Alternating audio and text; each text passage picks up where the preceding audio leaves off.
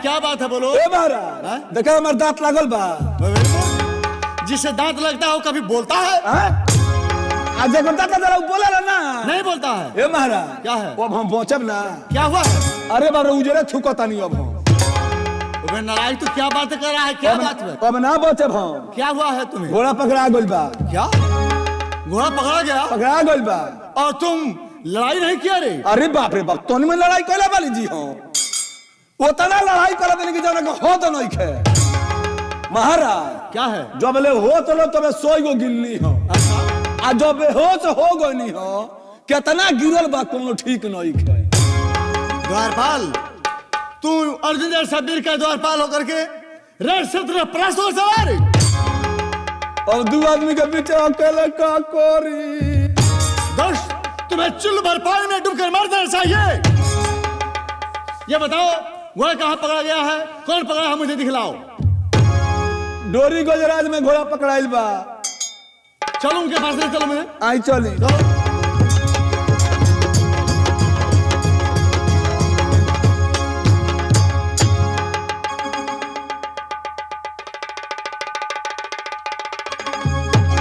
प्रणाम करता हूँ ब्राह्मण देवता आपको। ईश्वर राज आपके जैसे प्रताप को कहिए क्या बात है? ब्राह्मण देवता, घोड़ा आपने पकड़ा है? जी, घोड़ा हमने नहीं पकड़ा है। हमारे साथ एक नादान बालक है, उस घोड़ा पर उसका दिल आ गया और घोड़ा को पकड़ लिया है। ब्राह्मण देवता, ये बालक घोड़ा पकड़ा है? यही बालक पकड़ा। तो जरा आप समझाए कि ये बालक घोड़ा छोड़कर अपने घर चला जाए। छोड़कर घर चला जाए? ब्राह्मण देवता, एक बात मैं आपसे कहूं। पूछिए। उसके माथे में पत्र लिखा गया था, क्या उस पत्र को आपने पढ़ा नहीं था? थोड़ा आप ही बता देते तो अच्छा होता। ब्राह्मण देवता, वह विश्व विजेता अर्जुन का घोड़ा है। जो पकड़े घोड़ा संग्राम से करना होगा और विश्व विजेता अर्जुन के साथ उसे लड़ना होगा।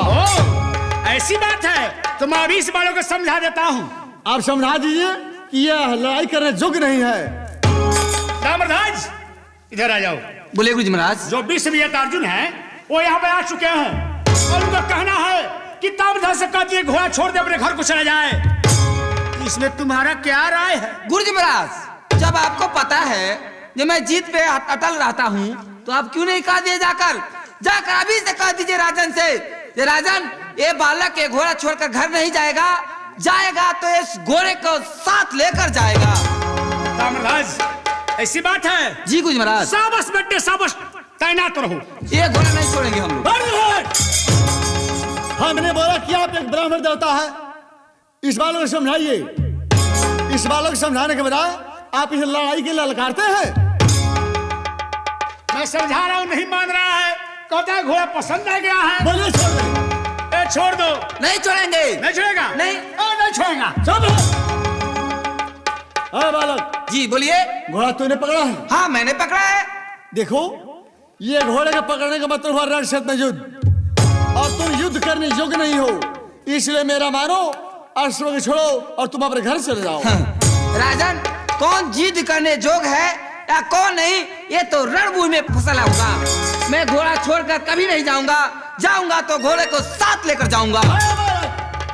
तुम्हें शायद मालूम नहीं, इस घोड़े के पकड़ने में तुम्हारा रण क्षेत्र में युद्ध। और एक बात मैं तुमसे कहूं। बोलिए। तुम नादान है, बालक है। इस रण क्षेत्र में तुम्हें मिष्टान नहीं मिलेगा, मौत मिलेगा, मौत। ये मौत किसको मिलेगा और कब मिलेगा और कहाँ मिलेगा, ये तो समय अनुसार फैसला दिया जाएगा। राजन, मैं घोड़ा कभी नहीं छोड़ूंगा। शाबाश शाबाश पुत्र शाबाश। अरे पंडित जी, तनी होश में रही जाननी उन का तनी और डांटा मान देखाई होश में रहते ये मेरा बेहोश कर दे। है बालक। जी बोलिए। तू जिससे युद्ध करने के लिए तैयार है, ये कोई मामूली इंसान नहीं। विश्व में अर्जुन है, अर्जुन। और तुम अर्जुन जैसे बीच से युद्ध करोगे। ओ, तो ही आप अर्जुन हैं? वही आप अर्जुन हैं जो 12 बरस साड़ी पहन करके नृत्य किया करते थे, वही आप हैं? महाराज जल्दी भागी, जंग नहीं है पोल पटरी खुले तो भागी। मैं तुम्हें बालक समझकर माफ करता जा रहा और तू सर पे चढ़े जा रहे हो। तू नहीं मानेगा। नहीं। देखो मैं नहीं चाहता कि मुझे जैसे वीर के हाथों से तुम्हारे जैसे बालक की मौत हो। अरे जाओ, तुम्हारे माता पिता तुम्हें इंतजार कर रहे होंगे, तुम अपने घर चले जाओ, बस जाओ। अरे जय बाबू अपने महलिया हो, अरे खोजत होई है माता जी तो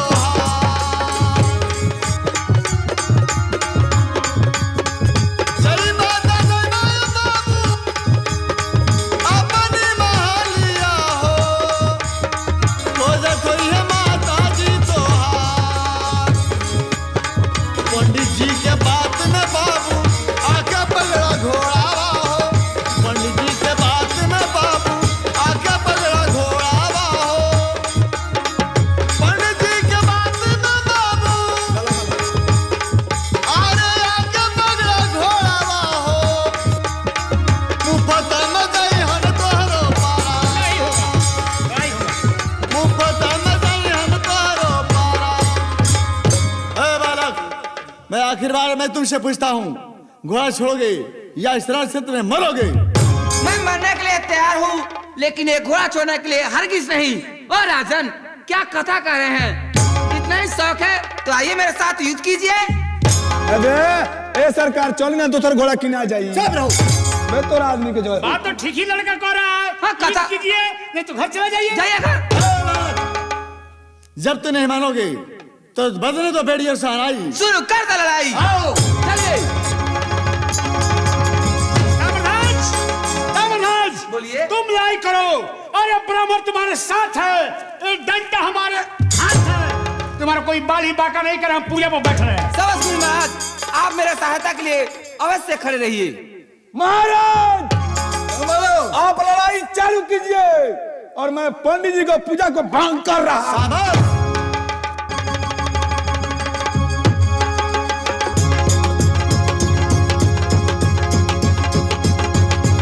भगवान कृष्ण की आइए।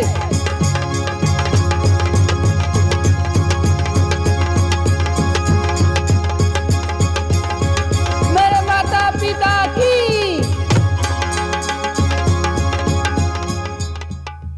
जब मैं इस वाले व्यवहार करना चाहता हूँ, बालक भगवान कन्हैया का नाम ले रहा है, लेकिन मैं इसे कदा भी छोड़ूंगा नहीं। आइए।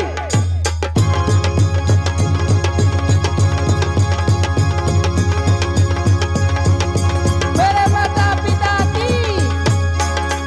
अरे ओ राजन, रणभूमि में खड़े होकर अपने सर की झुकाए हैं। आपको इतना भी पता नहीं है, जो रणभूमि में खड़ा रहता है सिर्फ युद्ध करता है, युद्ध। आइए मेरे साथ आप युद्ध कीजिए, युद्ध। आइए।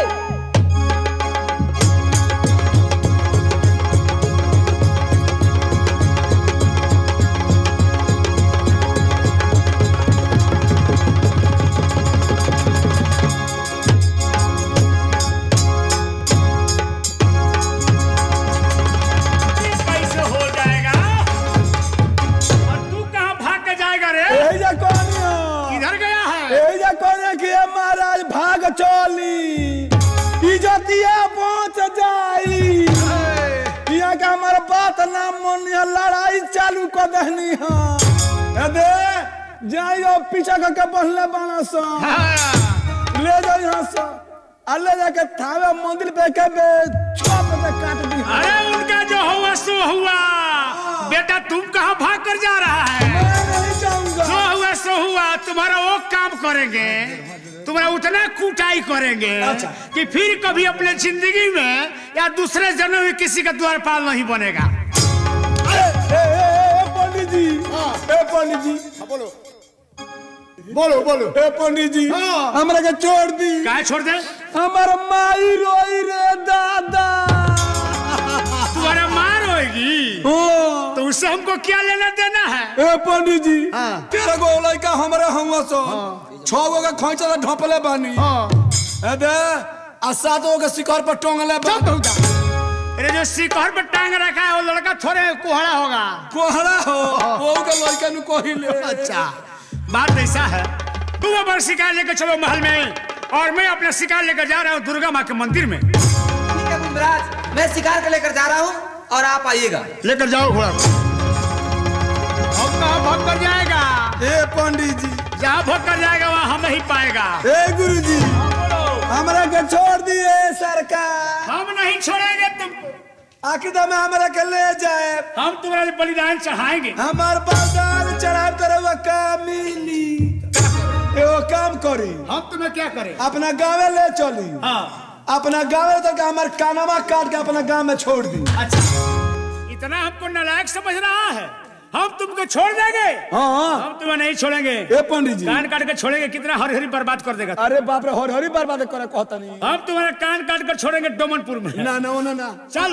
ए भाई दरबान कोई है? ए जलाद भाई।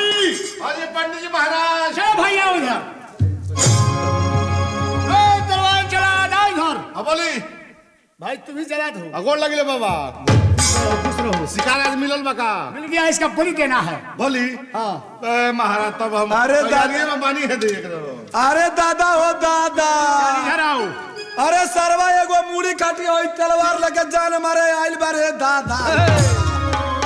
मुड़ी तुम्हारा अलग रहेगा, धड़ तुम्हारा अलग रहेगा। अरे दादा हो दादा, सुनिए, हाँ? हम पचरा शुरू कर रहे हैं जी। अजब महारानी के नाम लेकर मारना होगा। हाँ। छपाक से इसके गर्दन पर मारिएगा। बाबा। इसका गर्दन अलग हो जाएगा। ए जी पंडित जी, ए महाराज में मूर्छा धल तो रह जाए तनी। कहाँ ढाल हो गल बा काम भर के। हो गया है। हाँ। चलो पचरा शुरू करें। देखे तनी को एकरा कुछ खियावल ना जाई। पूरी मंगवा लो या कुछ पछत लाओ। ए सब बा लाओ, माला पहनाओ। ए पंडित जी, सब आने लिया गइल बनी। पंडित जी, हाँ ए पंडित जी, हां बोलो। मुड़िया को में काटे। चल इधर आओ। माला तो पड़ गया है और इसमें जो अक्षत है, ये अक्षत तुमको झुक करके खाना है। और भाई जैसे ही झुकेगा तैसे आपका तलवार। बाबा तनी को पचरा गाई बढ़िया तनी अभी सुना रहे हैं। अरे निमिया के डाढ़ मैया लावली हीरो लावा हो की झूली रे झूली ना। रहने लायक ऐसे चिहू क्यों रहा है? ए पंडित जी, आज तो नहीं बचेगा। ए पंडित जी, कुल खानदान से सबसे तू गया। अरे हमार मायो रोते हमार रोई को रोया तारे। चल। अरे निमिया के डाढ़ मैया लावली हीरो लावा हो की झूली रे झूली ना। मैया मोरे गावेली गीतिया हो की झूली रे झूली ना। मैया मोरे गावेली गीतिया हो की झूली रे झूली ना। ओ झूलता झूलता मैया के लगली पियसिया हो की चाली रे भैली ना। झूलता झूलता मैया के लगली पियसिया हो की चाली रे भैली ना। मैया मलहोरिया दुआरिया हो की चाली रे भैली ना। मैया मलहोरिया दुआरिया हो की चाली रे भैली ना। का यार कोई सब जान मार रहे हैं भाई? का ये पंडित जी हमको तो लग रहा है कि आप पहली बार आए हैं। इसका मुड़िया आपको दिखाई नहीं दे रहा है। सब तो मौजे किरकिरा हो गई। तलवार चला के मेरा बैठ गइल है थस और ये बताइए कि दिन कौन है आज? दिन हाँ दिन कौन है? दिन आज बुध होवे। हाँ तो खाली गया। बुध है इसलिए नु खाली गया। और ये आज इसको छोड़ दीजिए। अच्छा। शुक्रवार के दिन फिर तुम्ही को बुलाया जाएगा और इसका बलि चढ़ाया जाएगा। लेकिन आज बाबा मुड़ी तो बहका दहनी। मुड़ी भाग गया। बाबू, मुड़ी बह गई, आज ना भेटाई। एगो काम ना करो, का? हई दो गोड़ी वाला ले ना जा। ले जा अपने भाई के दे दी। अबे ना गोड़ी ना खालो ना। तावा ना दो गुर्दा वाला जा अपना बाबूजी के खिया दी हो। गुर्दा हां गुर्दा बा। गुर्दा ले जा अपना पहुना के दे दी। ज्यादा बहस रहा है रे। हई को तेरे गुर्दा हमर पहुना खई। कहता पहुना खाइए गुर्दवा। जाइए आज रहने दीजिए, शुक्रवार को बलि दिया जाए। गोड़ लगी ले। बाबू जा बाबू जा। नहीं। हां सुख के तरह पर चढ़ब जा। सूप को तुमको चढ़ाया जाएगा। अच्छा माने सुख को हम चढ़। जाइए। अब चलो तुमको लेकर चलते हैं दरबार में। चलो।